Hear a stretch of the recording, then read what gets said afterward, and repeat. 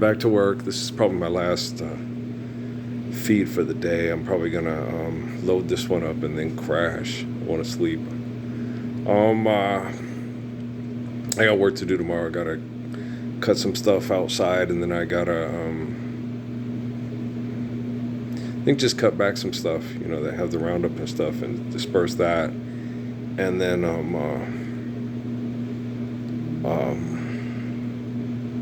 shit. I think I gotta run by the store and grab something. I forgot what it was, but we'll do that too. Probably, most likely. I don't know. I don't know for sure. You know me. I got errands I gotta do. Left or right. I don't think I have enough water bottles to run to the recycler, so I probably won't do that.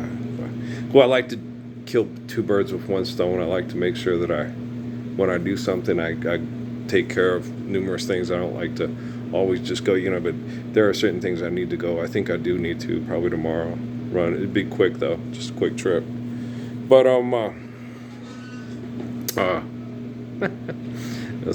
nah, man. You sit there and watch. I think all this stuff for Donald Trump, I think it makes him feel tough and cool, like he's brave. Yeah, I only been shot at once.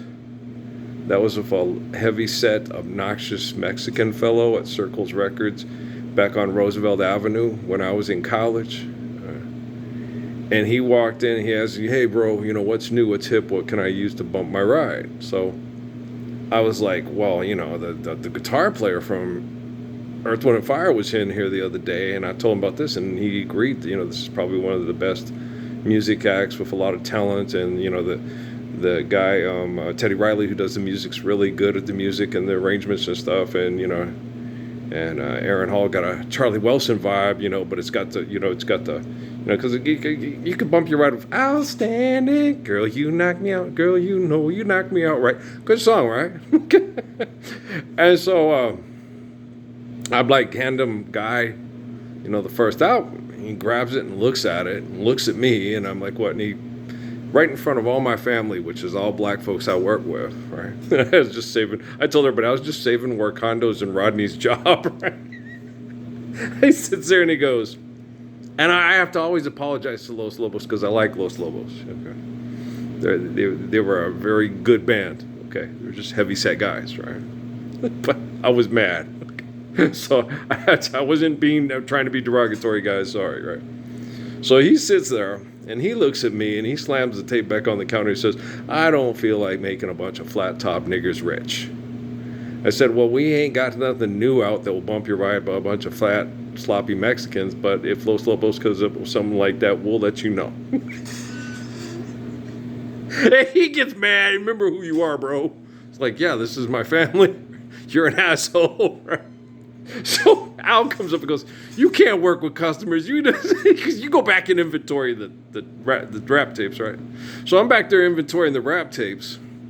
And a 22 bullet comes through the window and starts bouncing off everything. And they're like, "God damn, he just took a shot at you." It's like, "Nah, it ain't me. Well, you put me in the rap section. It's some kind of problems he's got with flat top girls."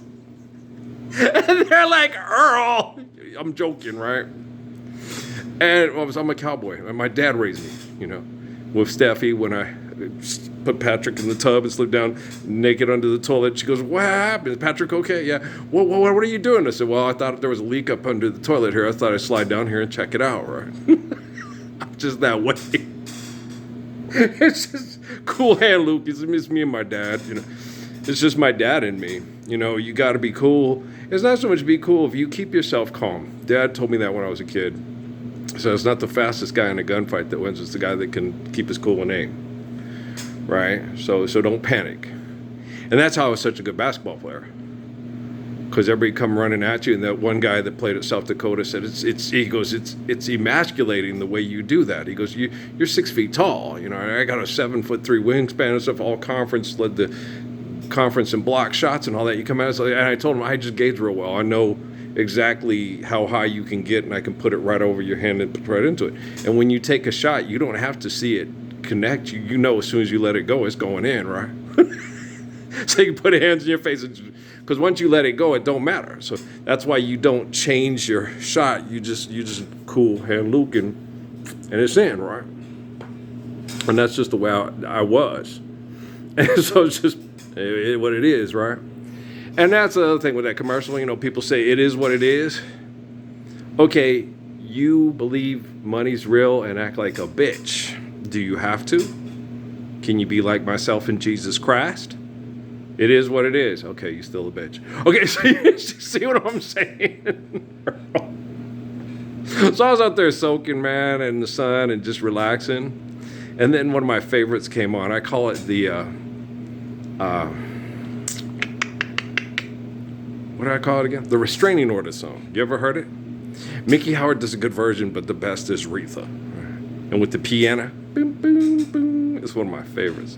Though you don't call anymore, I sit and wait in vain. Yeah, and if a guy tried to sing this, would be in big trouble. I guess I'll rap on your door and tap on your window pane. Tap on your window pane. I want to tell you, baby, the changes I've been going through. Missing you, listen you, till you come back to me. That's what I'm gonna do. You know, this is a good song, right? Living without you by me is like living in a world of constancies. Hear my plea. I've got to make you see. You know, our love is dying. He already dumped you. It's like, woman. You're a psycho hose beast that used to date Wayne Campbell, right? I did use you like 3 months ago. Are you mental? Nice legs, low self-esteem, right? But, I'm just being silly, y'all. But watching people on TV, man, wow, they're weird. Now they do shit crazy. I was sitting there I didn't watch all the rest of Entertainment Tonight, but I watched enough of it, you know. And you get these people, right?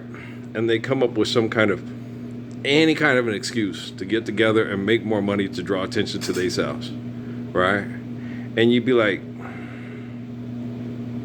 okay. And I have never dated a famous person in my life. You know, the most famous person I have ever met is Siakam Pascal. And we only talked for 2 minutes on the west side of the Pan Am Center from one end to the other, and that was it. Okay, and that's the most famous person. Oh, and I talked to Fred Young and his wife and his kids. And Fred, you know, Fred's a former Pro Bowler. Right, so I've talked to Fred. So the two most famous people I've ever met in my life are, you know, that I've actually had conversations with that were about what's happening now. And I guess this is a scary place to live, and these people are creepy, and I completely understand, you know. And I really just adored Fred's kids, and he has a wonderful wife, and she has a huge influence on the kids, and you can feel it. And she tries to be a good mom, and you can feel that. And she is a good mom. She has good kids. Matthew's a wonderful young man, a really good teammate, you know. And so he really is. And so you know, it was pretty cool. And it was an honor to meet him, you know, a privilege to meet him and get to talk to him. And Siakam Pascal is a very nice, humble young man who really cares about his family and worked really hard at his talents and his endeavors to try to help his family be delivered from abuse and poverty in Cameroon, you know, in the continent we call Africa. Okay. So he's a good kid, you know, and he's not the Messiah. He can't survive the worst hell in the history of the world, the worst Wi-Fi bombardment and manipulation and abuse in the history of the world, and keep a cool head and go, okay, 1 and 1 is 2, 2 and 1 is it? You know, I want to pay with you everywhere. It's like, oh man, they're all a part of this brain chemical addiction, guys. Okay, and Will Ferrell's a very funny person, but it stopped being funny by the time Donald Trump was elected president, and Obama left the White House and didn't say, I think the guy near San Ysidro is the Messiah. Because my dad was talking about the stuff, and I went over and talked to him about it. I said, Dad, there ain't been a sane person, okay, that sat and had a rational conversation in the Oval Office since John Fitzgerald Kennedy, okay, and his brother were murdered. Okay, there has not been a sane and rational person. We should live the Lord's Prayer. We should stop class warfare. We should stop having commercials where this go. This company. This job with this company is a ticket to the middle class. It's like forgive, debt, and trespass, love one, eternal, faithful peace. Okay, now that's class. Right on. Okay, do you see what I'm saying? Pecan waffles, right? And so Natalie gets it. It's one of Natalie's favorite movies. But old Ray Ray, yeah, that. What was her other favorite? Her other favorite was she liked Titanic, Karina, and what was the other one? Forrest Gump. Yeah, she liked Forrest Gump a lot. Those were Natty's favorites when she was young. A lot of them very, Forrest Gump and Karina are a tad bit more cerebral than Titanic. Titanic is one of those, oh, it's a good, poor guy with rich girl, that kind of stuff. And you're like, all right. Because remember at Chief Gilliard, we were sitting there, the back of the girls were all telling us, and the Gilliard family, you should go see this movie with us. And me and Chief were back there, nah, spoiler alert, the boat sinks. They're like, you guys are typical guys. It's like, yeah, it's just, it's some kind of a tragic love story with the, yeah, okay. Nah, just not in the mood. You're terrible. I already saw a Warm December of Sidney Poitier. I'm good. It was a long time ago when I was young. Yeah, and you got to understand, Chief had been married for 30 plus years, about 30 years. Yeah, because I was in my 30s. 30 plus years by the time that movie was out. And I had already been engaged, and that fell apart, and married and divorced. And so, yeah, we were in no mood to go sit there and see, oh, Forbidden Romance. Oh, Chucho just shot Tony. We're in no mood for that shit. I ain't got time for that shit. I got too busy trying to stop the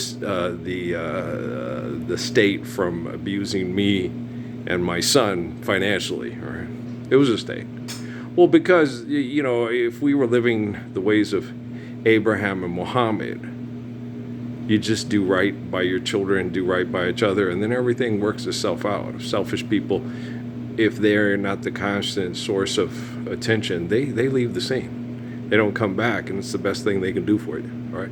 I love you guys. I'll see you tomorrow. Right. Peace out.